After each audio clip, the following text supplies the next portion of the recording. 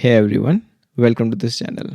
In the last video, we understood how RAG works in Bedrock. Now let's take a deeper look and understand how the RAG workflow really look like when it comes to the data ingestion and user query journey. So as you can see on my left, we do have multiple sources available here. So S3, web crawler, and then other sources.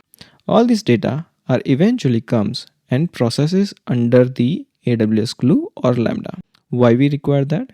So assume that probably we need some sort of a transformation layer at this point. So we take the raw data, we sort of transform that, and then that data is ready to ultimately push to the Amazon Bedrock. But in between, we do have a chunking mechanism which play a crucial role. We do have a dedicated session where we are going to look into the chunking mechanism. Once we have the data available in the Bedrock, eventually we are using the embedding model of Bedrock like Titan to embed the data which comes in, and then we are storing that into our vector data store. So this is the first phase of our ingestion process of the data which we wanted to store in our database, and on top of which our model needs to answer the user queries.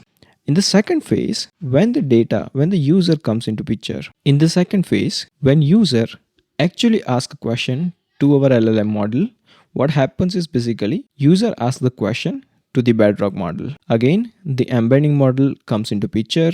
It embeds the user query, which means transferring or transforming the text into the digits, which ultimately calls as a vector.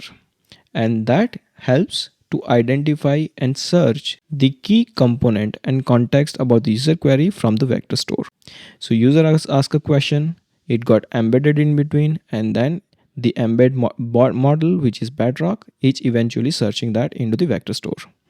What happened next is retrieval. So as per the query and as per the knowledge available in the vector store, it retrieves the context using the top K mechanism.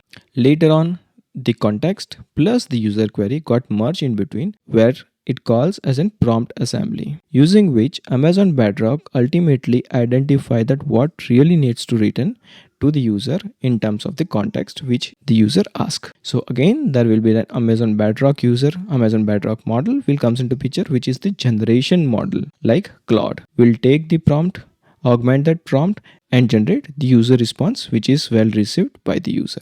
This is the exact same way how our ChatGPT or Google Gemini works at this point. When you ask a question, the question will be redirected to the embedding model. In our case, it's Titan. There are other embedding model as well, but we are just taking an example of AWS Titan model at this point. The text will be converted into vector numbers. It goes to the vector store, search the relevant data, get the retrieval, and add the context on top of the query which user asked, which is the original query. It comes as a prompt assembly, and then augment prompt generated, which will be like used by the generation model in AWS Bedrock.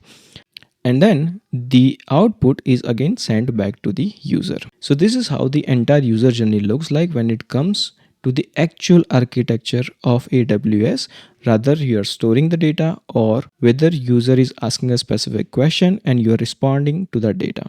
Hope this helps. Do let me know in the comment box if you have any specific question, and I'll be super happy to help you out. See you in the next one.